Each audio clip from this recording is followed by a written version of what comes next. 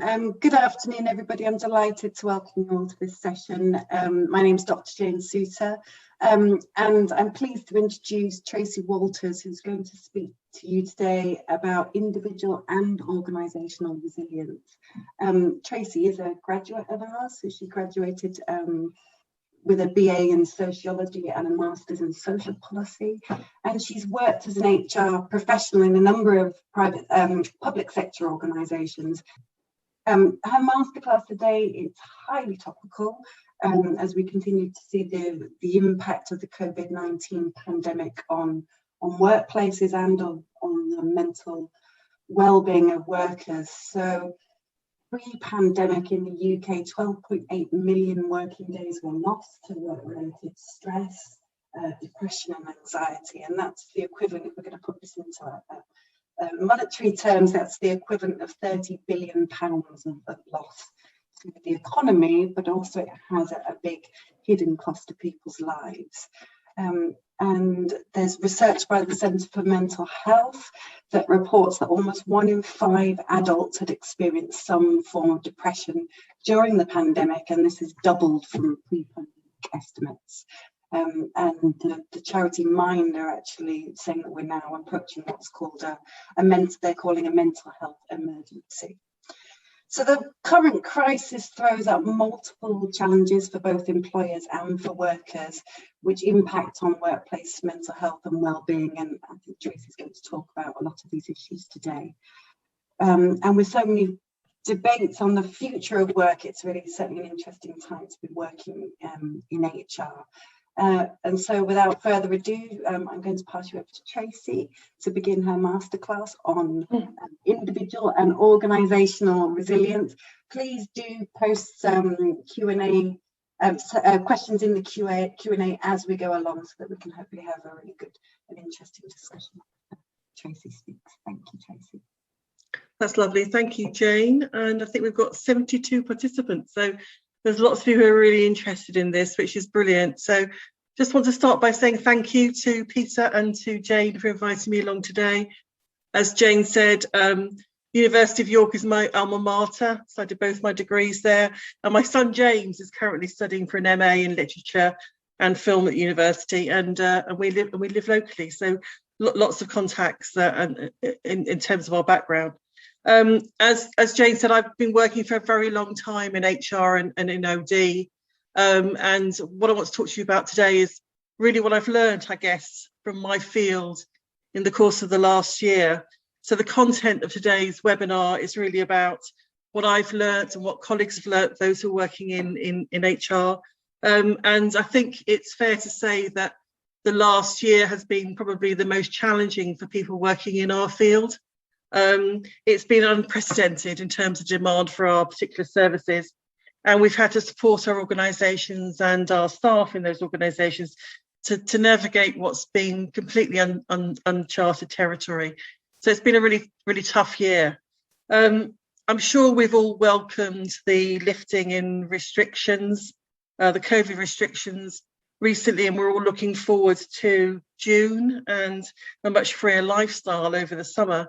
So I guess questions are around why this webinar now on resilience. For me, it's partly because we're not there yet, and that's fairly obvious. Obviously, life will start to return to normal, whatever the new normal might be for most of us, but very gradually.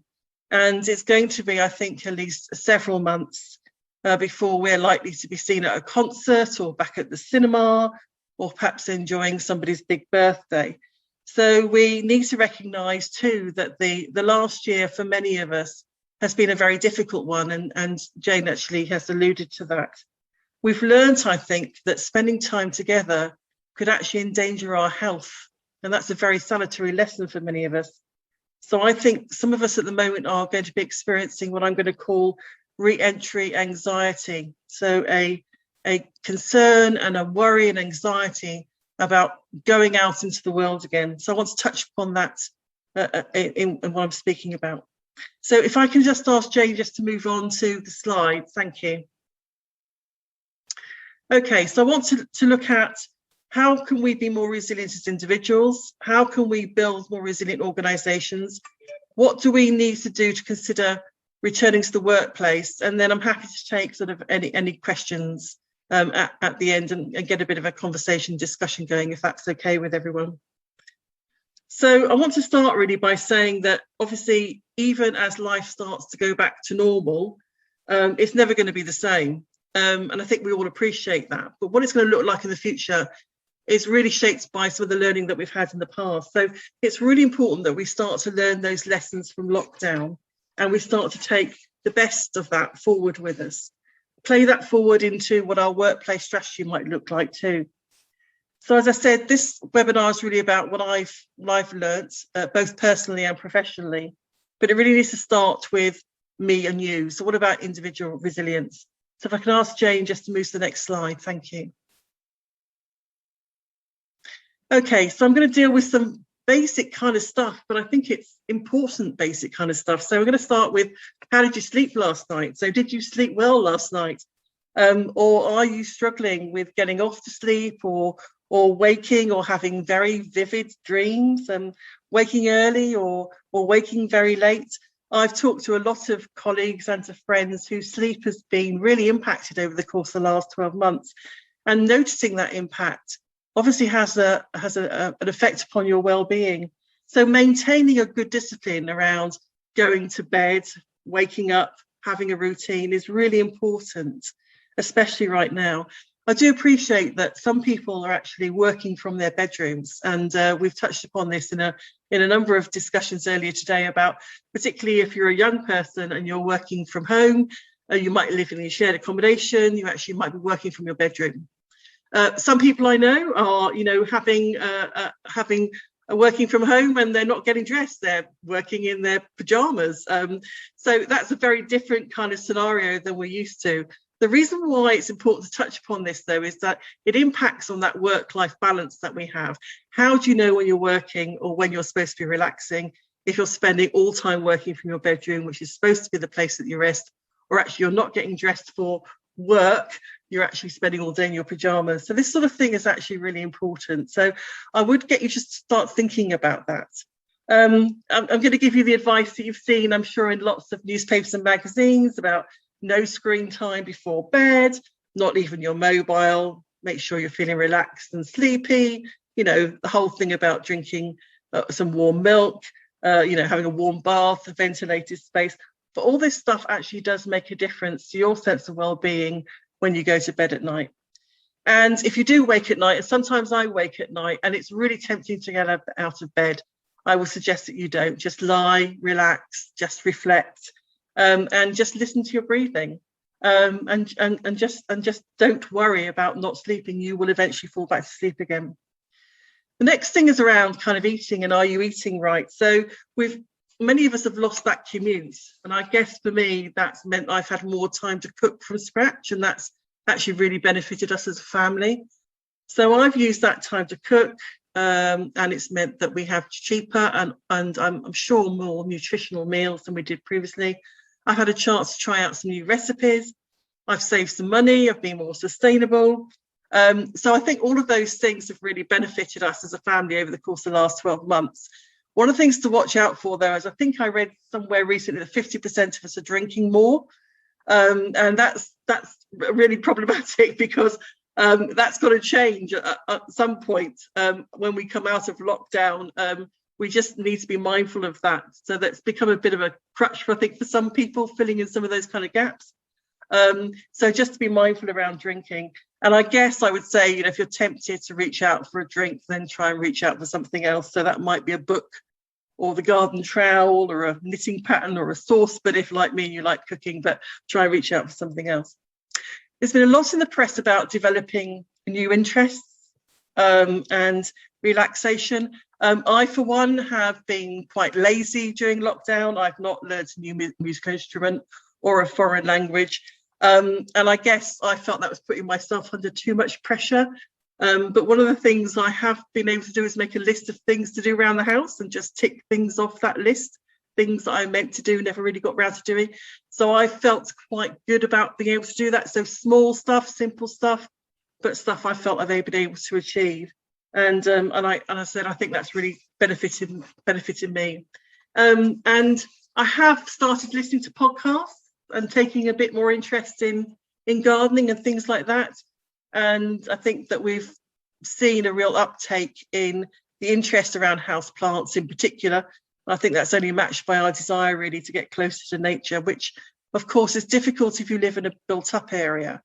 But if you have a garden, which many of us do, there is, I think, an opportunity to go out into the garden and actually make something of that space, and maybe attract some wildlife, including birds, into the garden. And if, like me, and I live right in the city centre in York on the river, I haven't got a garden, but I have got a balcony, perhaps try growing some herbs, which I've really enjoyed doing this year, and perhaps some small veg like tomatoes. And if you don't have some outside space, then I would suggest you investigate something like a national gardening scheme, which gives you access to beautiful private gardens around the country for very little money, but all the money does go to charity. So I would absolutely encourage you to do that. I think we all know that feeling connected to nature is really important, not least because it helps us to feel more grounded. So if you can find a park to walk in, or just some open space, or if you can walk along the river, across some open land, and just spend some time just noticing the sounds and smells around you. If, like me and you live in the city centre, I've certainly noticed that the geese have taken over the city, and that's been fantastic to see wildlife coming right back into the city again and taking over not just the pavements, but major roads. I remember very clearly a few weeks ago driving through the city centre and having to stop outside York Station for some geese that were just in the middle of the road, just refusing to move. And, you know, they had the right of way. And actually, it was really nice to see. I think many of us have actually benefited from that. I just want to touch briefly on exercise and just say that in terms of anxiety, exercise is a really good way of interrupting anxiety. And it just reduces the level of cortisol in your body. So you don't need to run a 10K, okay? A 15-minute walk is enough. Just some stretches is enough to actually maintain your anxiety levels. So if you are starting to feel anxious, I would encourage you to get some regular exercise, get out and about, stretch your legs. Feeling connected is really vital to our sense of self-worth. We're now able to see more family and friends than we have been previously, and that's fantastic. But if you've got family and friends in other parts of the country you can't see yet, I would just really encourage you to reach out and try making some new connections and spending time with people that make you smile and make you laugh, because actually having fun is a great way of maintaining good mental health. So a dose of fun is very energizing too. And finally, in this section, I just wanted to talk about maintaining boundaries. And what I mean by that is, for most of us who are working remotely, we're working from home, taking control of our time is really important. I've heard a huge amount of rhetoric around the amount of time that people are spending on Teams calls or on Zoom's calls, which are actually really difficult for people to manage and making people feel very tired and very tied to work. So I just want to spend a few minutes talking about that. And encouraging people to take control of their time and take control of their diaries in making sure that when you are scheduling meetings, you are scheduling in time for regular breaks too. So get up, walk around, make a cup of tea, pop to the loo, anything at all, but make sure you're actually getting a break from sitting. As I mentioned before, for some of us, it's more difficult to actually maintain those boundaries, particularly where we're working off a dining table, or we're balancing a laptop on our laps at the end of our bed because we're working from our bedroom, or we're working in a situation where we're living in shared accommodation. It's much more difficult for some of us to maintain those boundaries. So being cognizant of that is really important, but it is critical to maintain boundaries between home and work life. So try and carve out a bit of time, what I call protected time in your diary. Make sure you stop for lunch. I would discourage you from multitasking. Some of you are multitasking now, so you're listening to me with one ear and you're continuing to work with the other, and actually you're not doing either very well. We're not designed to multitask. We think we are, but we're not. So I would encourage you to pop some time in your diary, what I call deep thinking time, perhaps 25 minutes. in the morning, in the afternoon, just to focus on uninterrupted time, no calls, no music, no interruptions, just uninterrupted time where you do some really sort of deep thinking. I think it's really important. That's your opportunity to focus on just one thing. And I'd also encourage you to learn to understand what works best for you. So are you the sort of person that enjoys a lot of quiet? Quiet for me has positive connotations. It reminds me of being calm, but you might feel the need to replicate the chatter that you get in a normal office environment, if that's your normal working environment, for example. I like, as I said, the quiet only punctuated by the ticking of a clock, and I can hear the sounds of the seagulls outside on the river, which I find very reassuring. You will find that other things reassure you in terms of sounds around you. You might prefer, therefore, to listen to what I call the virtual office. And there are a couple of downloads, some apps that you can download. One of them is called Sound of a Colleague, and the other is I Miss My Office. And these are office noise generators that might appeal to you if you like that hum of the office around you while you're working from home. And as I've mentioned before, make sure you carve out some time for yourself. So a daily walk, a daily cycle ride, and say no to those requests which impact on that time, so that colleagues know that that's your protected time for you, where you're going to do something just for you. And I think that if you talk to people about why you're doing that, people understand it, and you can actually share that with other people. You'll find other people do it too. We touched on maintaining a sense of perspective and energy levels, and managing your energy levels right now can be difficult. As I said, being on Teams and on Zoom is very tiring, it's very intense. So noticing how you start at the beginning of the day when you wake up, and what your natural rhythm is during the day, and knowing whether or not you work best in the morning or the afternoon is really important. Thanks, Jane. Can I have the next slide, please? Thank you. So we've talked a bit about, staying resilient. How can you stay resilient? I just want to touch really on what happens when things ain't right. So what happens when things go really wrong? And I think it's important that we touch upon that as well. So building resilience helps us protect our mental health. And Mental Health First Aid England have come up with a great wellbeing checklist that they recommend we do each week. And I would suggest that people do that, dip into that. You might also consider some training for your staff. So some organisations that I've worked for example, have trained their staff to become mental health first aiders. These are not counsellors, they're not psychologists, but they are people that can respond to colleagues who are struggling with poor mental health. So they're not professionals in the field, but they can be a really good way of signposting to people who need some sort of immediate support in the workplace. So I would encourage you to think about that. But what happens when things get, really bad for people? So what happens when people have got genuinely poor mental health is the subject now of the next section. So we know, don't we, that there has been a rise in domestic abuse in the course of the last year. Police have reported their concerns around that.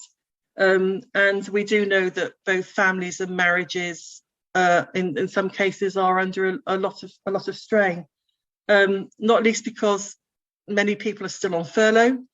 Lots of people have lost their jobs. People are worried about their futures. People have had to balance working from home with homeschooling and the uncertainty of the future. Others are worried about impending redundancy, and other people are trying to recover their businesses. So there's a lot going on in people's lives that there weren't pre-pandemic.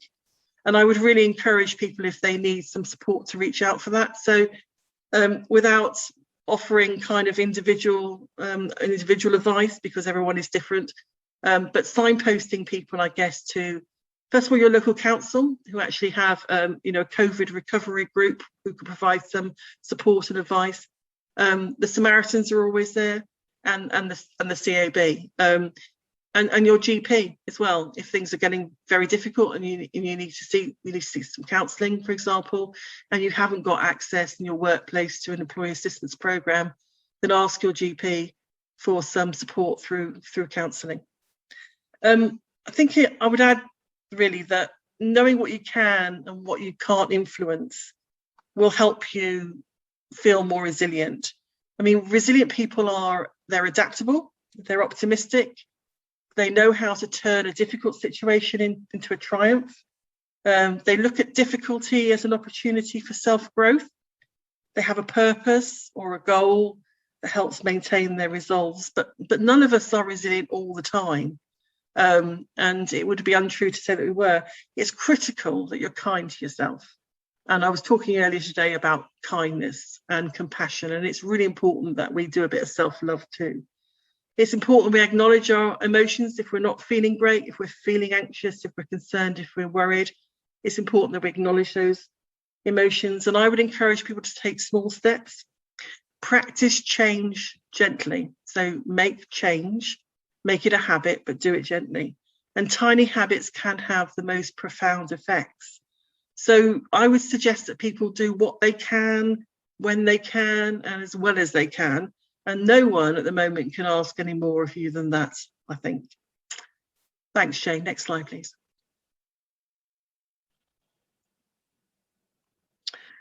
So just wanted to focus now on kind of resilient organisations. So we've talked about individual resilience, how we can take some responsibility for building our own resilience, what resilient people look and sound like. We've acknowledged that not everyone is resilient all the time.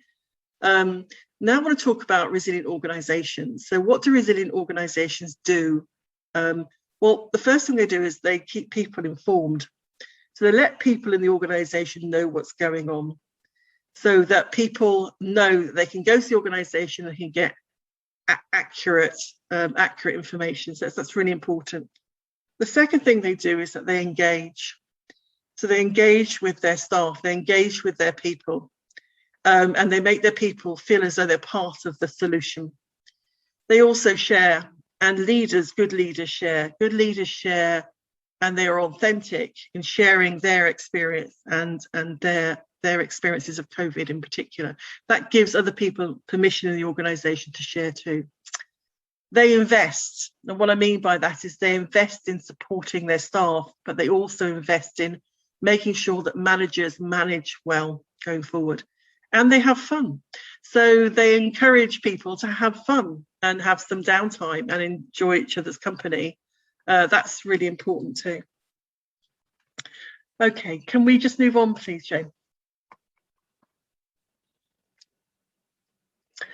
So thinking about our returning to the workplace and what we've learned in terms of learning our lessons from lockdown, thinking about what our workplace needs to look like going forward, the impact that's going to have on how we recruit and onboard and retain staff, and then creating what I would call supportive cultures where well-being is being actively promoted is also really important.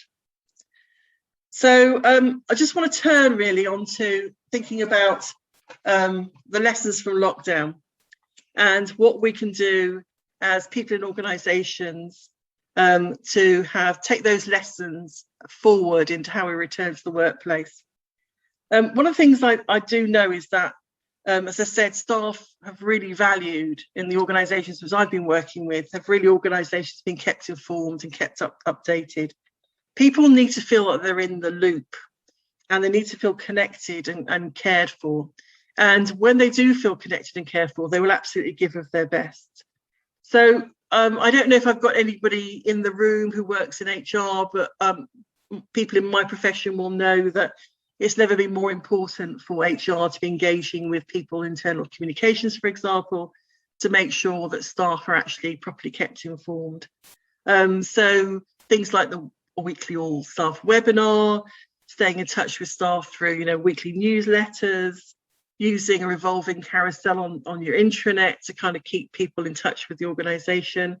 I've worked in an organisation which has offered a whole range of health and wellbeing webinars, everything from hints and tips for managing homeschooling, all the way through to working with the Money Advice charity on supporting staff who might be struggling financially. We've offered online exercise classes, everything from Zumba to yoga, which have been really important, and some drop-in sessions as well, so that people can ask direct sorts of questions. And that's helped staff feel connected to the workplace and to the organisation. We've also encouraged people to share their lockdown stories, and we've asked our senior managers, our senior leaders, to talk about their lockdown experiences, and that's given our staff permission to talk about theirs too.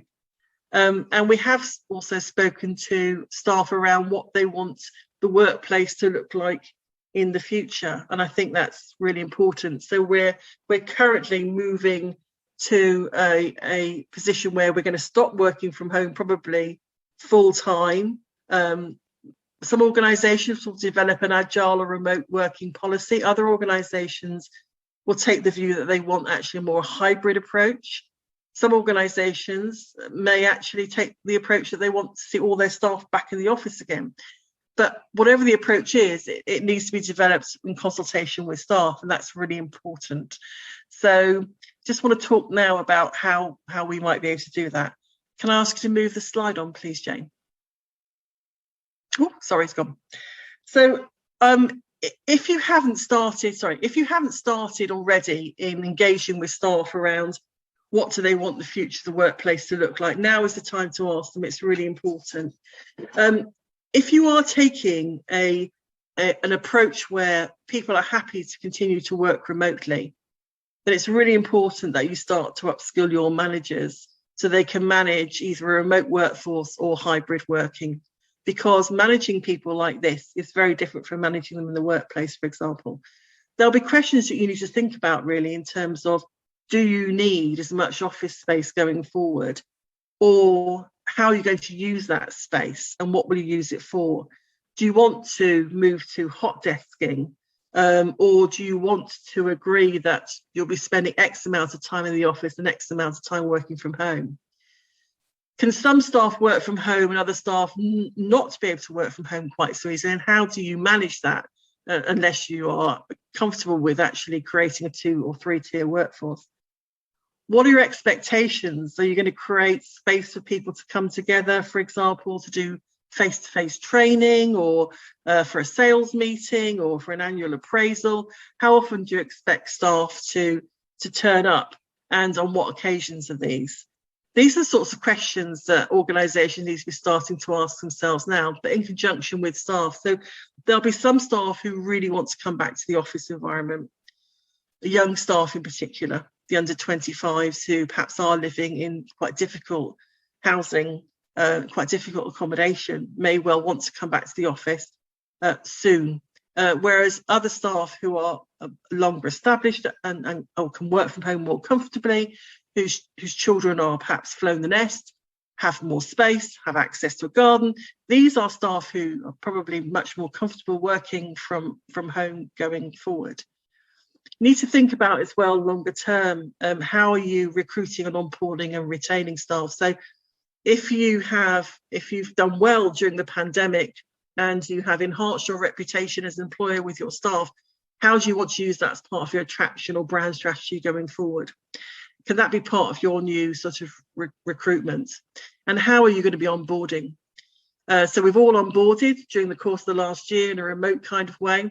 If you're taking a hybrid approach going forward, will you onboard in the office, or will you continue to onboard remotely? That's questions that you need to think about. And in terms of retaining staff, how will you ensure that staff who decide they want to work from home or prefer to work from home most of the time still have profile and visibility in an office environment where perhaps most of your senior staff are in the office and where it's seen to be important to be seen in the office for purposes of progression and promotion? So these are all questions that need to be worked out now before staff start coming back into the office or they start electing to work from home. Will some staff, for example, feel that they're missing out if they're not being seen in the office? And will senior staff be happy to be visibly working in a hybrid way? as to encourage others to do the same. Is your senior team on board with that? And what happens to your personal brand if you work from home? That would be some concern for some staff too. These are all sorts of things we need to start thinking about now. And as I said, if you've supported your staff well during the pandemic and this has enhanced your reputation as a good employer, I'd be certainly sharing that with the market now as a feature of your attraction strategy. Investing and supporting your staff, so creating a supportive culture where well-being is promoted, is a great way of uniting staff to the organisation and helps them feel much more invested in you. And I think this is critical at this time because staff feel quite dislocated from their employers at the moment. They may not even see your brand. If they're coming into Teams calls or Zoom calls, they don't see your branding at all. If you're not using your branding as background, I'm not using any branding as background. I noticed that, that Peter and Jane weren't using. How would you know that this is University of York? You do because they've talked about it. But actually, when you are having regular calls like this and you're not branding, it's really easy for staff to forget the brand and the values and the mission of the organisation they're working for. So that's important to think about that too. I'm going to stop here because I'm conscious that people have probably got some questions, which I'm really happy to answer. But I'd also be really pleased to hear about colleagues' experiences as well. So what's been happening in your organisation, what's worked, what hasn't worked, what are your plans for the future? Do you think that you've been properly supported? How would you like your employer to engage with you going forward on what the future of workplace and their workplace return strategy looks like? So I'll stop there. Thanks, Jane.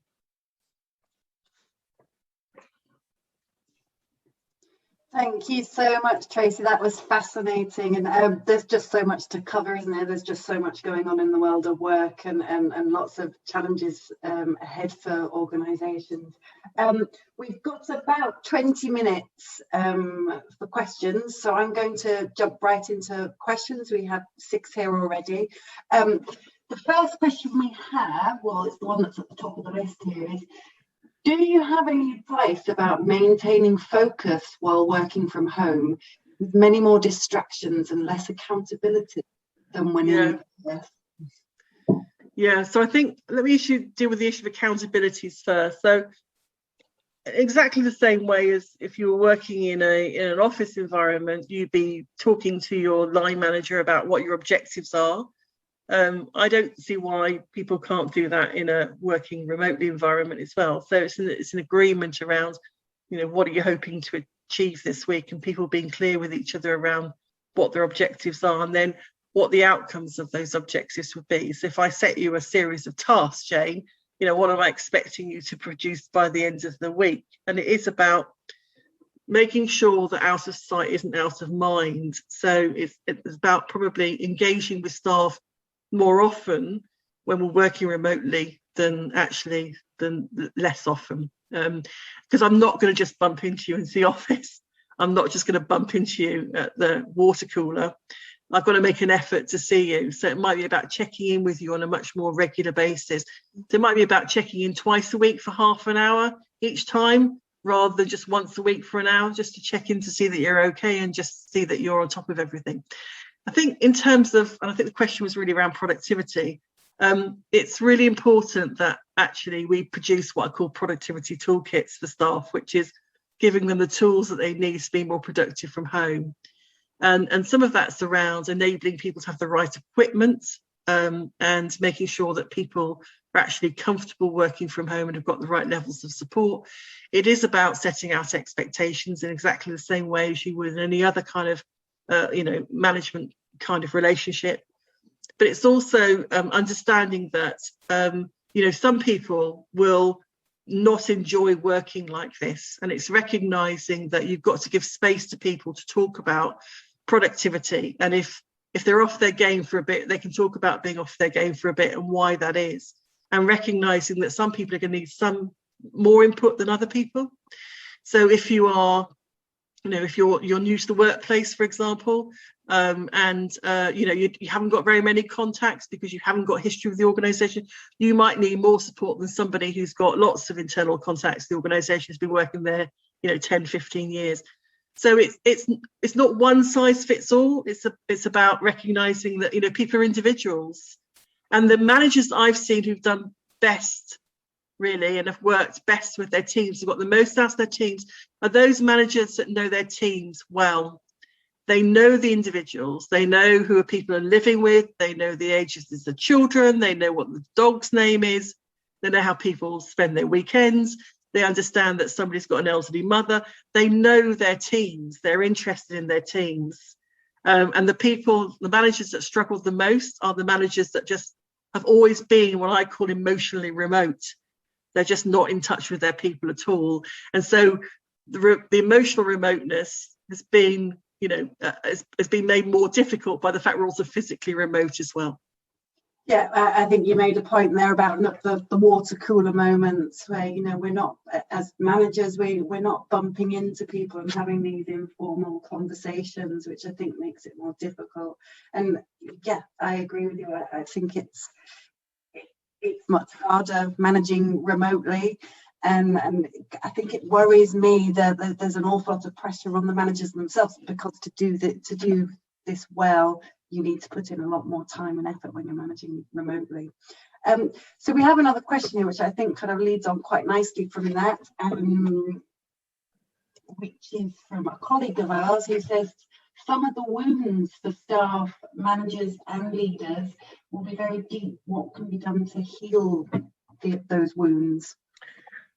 Okay, it's really interesting. The word wound is it's quite an emotive word, isn't it? Yeah. I'm going to respond by saying it depends on what the wound is about. If it's that people haven't felt properly supported during the lockdown, I think that there is still an opportunity to support people in a return to the workplace strategy. I still think there's an opportunity for employers to redeem themselves in terms of supporting staff, engaging with, consulting with, co-creating the future for staff. I still think there's an opportunity to do that. I think that what we have seen over the course of the last year is some organisations have really rallied and done fantastically well in supporting staff, and other organisations have been completely stumped, completely flummoxed, and have just reeled and not being able to support staff at all well. And I think that actually organisations almost do fall into those two types of camps. The only thing I would say is that from a sort of an HR perspective, when I mentioned at the top of the webinar around this has put an unprecedented demand upon HR professionals, and it has been something which we could not have possibly foreseen or have trained for. And I would say this similarly for people working in facilities management or in assets or in health and safety, any of those other kind of back office functions, enabling functions, professional services in your parlance, they couldn't have possibly actually have prepared for this. So I think forgiveness is also important. One of the things I have learned over the last 12 months is the importance of kindness and compassion. I think we have learned to be kinder and more compassionate with each other, and I'm hoping that will go forward. But I think that there is, importantly for organisations, need to do a lessons learned. So the organisation I've been working with has done a lessons learned over lockdown. I think that we've done a great job, but it doesn't mean we've done everything perfectly. But I think it's important that we have a shared understanding of what went well and what we could improve on if we're ever faced with this situation ever again. And that lessons learned needs to involve the staff who've been affected by it. Yeah, I couldn't agree with you more. We need to involve our staff in all of these things. I guess following on from that, we have another question that's relating to people's attitude towards change that you've talked about. It's been unprecedented, and we couldn't have predicted what's going to happen, so it's been pretty turbulent. So a question here is, has the pandemic affected staff attitude to change and innovation, and has it made them more open to change, or has the uncertainty and everything else in life created greater resistance? I think we're in a better place now in terms of change than we've ever been. I think people have surprised themselves how adaptable, flexible, courageous they have been.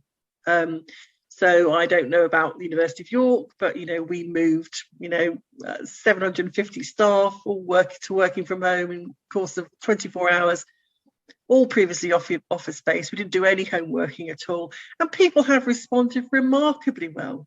I'm hugely proud of the people that I've worked with, and I think that people have shown real determination and commitment to make this work, and I think they've shown real support of each other as well, so that such as organisations supporting staff, I think staff have also supported staff too. So I think that bodes well for the future.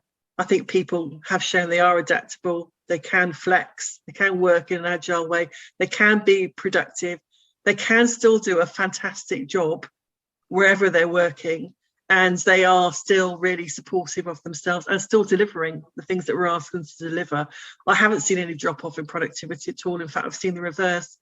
People have used that time they might have spent every day commuting in terms of working, and I have seen some really innovative practice, and I have seen people acquire new skills as well. Who would have thought we would all be working like this 12 months ago?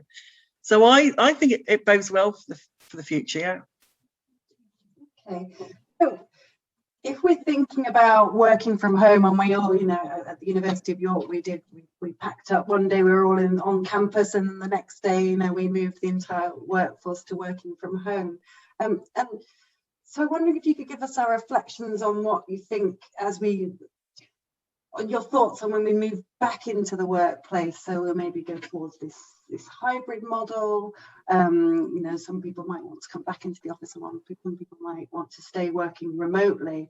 And this kind of leads into a question that we have here about asking how you would suggest approaching the mixture of full and part-time staffing requirements. So if staff have traditionally come to work on particular days, and now they might be required to adjust working days due to space availability and rotas for desks. Changing post-lockdown working arrangement doesn't always change personal flexibility. So I think this is one of the big puzzles that organisations are going to have to work out. One size doesn't fit all, as you were saying, but so how do you manage those? So I think it depends on who's driving the change. So if assets or FM are driving the change, you're going to come up with a different solution if HR are driving the change. So if the change is being driven by FM, so basically it's around rooms and it's about whether or not how much space requirement there is. If it's being managed through your asset strategy, you're going to come up with a different formula than if it's being managed by HR. So the first thing I think organisations need to decide on, who's driving the change. So if there is if there's a burning platform, which is you want to reduce your estate, that's being driven by assets. Yeah. If your burning platform is that you want your staff to be happy so they're more productive, then that's an HR strategy. So I think it depends on the business. I don't think, as I said, one size fits all. But I think organisations need to make up their mind about who's driving the strategy and the why, what's sitting behind the drive, for example. So I suspect that, for some organisations who've got small city centre offices, which are historically have been expensive, but people do not want to be going back into the office. They don't want to be using public transport for the foreseeable future. They're all working very happily at home. Most of their work is actually done with customers and clients outside their offices. They can probably look to reduce their estate. For a university like York, where actually you have, 20,000 students who are milling around. Yeah, okay. That's a whole different conversation. You're not going to reduce your estate. You might want to use it differently though. So it's a question around how then do you want to use it? So in smaller organisations, you can probably say decisions can be devolved to the line. So local business managers decide when they need their staff in and what their expectations are. So some business managers will be saying, listen, I'm very happy for you to all work from home, but we get together once a week in the office for a team meeting or you come in the office monthly, or you're always in the office of face-to-face training, that decision is made at a local level. In other organisations, which are much more corporate, and the line comes from the top of the organisation, they may actually make a statement around, this is how we're all going to be working in future. So I think it depends actually on your sector, the type of business that you're in, and what fits, what's comfortable, what's your philosophy that's sitting behind this. You know, some organisations have philosophy which they want to go to full-time remote working. Other organisations don't.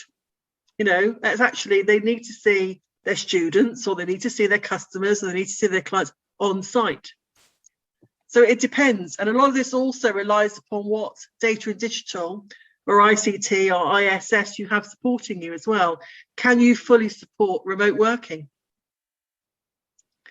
And you know, and is everyone, you know, comfortable doing that? What does your demographic look like in terms of your workforce? So, you know, for the WMCA, the average age of some of the WMCA is 42. So, and they own their own home, and they have free travel on public transport. So, you know, for them, they're not 22 and balancing a laptop on the end of their lap on the end of the bed. So actually, they're probably quite comfortable working from home. They haven't got young children at home, but they have children who are probably still at school, and they can drop the kids off and pick them up. That probably suits them. So again, it's about understanding who is your workforce and what would suit them, and asking them what would suit them. Yeah, I do have a concern that if these things are employer driven, you know, because of what state they have and what their strategy is, and it's top down, that actually you're not going to reap the benefits of fitting that to individuals and what employees, the workers themselves want. So yeah, I would agree, and I think that's why it's dangerous. And we've had a number of very senior leaders in business saying we're going to be sending all of our staff back to the office. You know, that's really not helpful, because a lot of the staff are thinking that's not where I want to be. I've made great efforts to make a success of this, and it suits me. And people, unfortunately, you know, they will vote with their feet. You know, if they're not happy, then they will vote with their feet. So the point you made earlier, Jane, about actually consulting with staff is a really, really important one. Yeah. Well, there's some really interesting academic research that points to, you know, if you're going to get the benefits from flexible working, you're going to get the gains from that, then it has to be employee driven, and it has to be a choice of the employees, and not because the employer wants to save a state cost. Yeah. Okay. So the next question we have here is from Krista, who asks whether making sure that people have emotional competencies seems to be an essential way of dealing with the consequences of the pandemic. To what extent are workshops which develop emotional skills in fact being offered? So this is a question about the kind of interventions that organisations. Yeah, I think that's a really interesting question. So I think that it's that kind of emotional intelligence question, isn't it? And most of us don't recruit for emotional intelligence. Perhaps we will going forward. Perhaps it'll become one of the key values in our kind of recruitment kind of offer. I think it's a really important one. I think you first of all encourage people to be vulnerable enough to say that they don't feel comfortable managing these kind of conditions, and actually they need to grow those sorts of skills.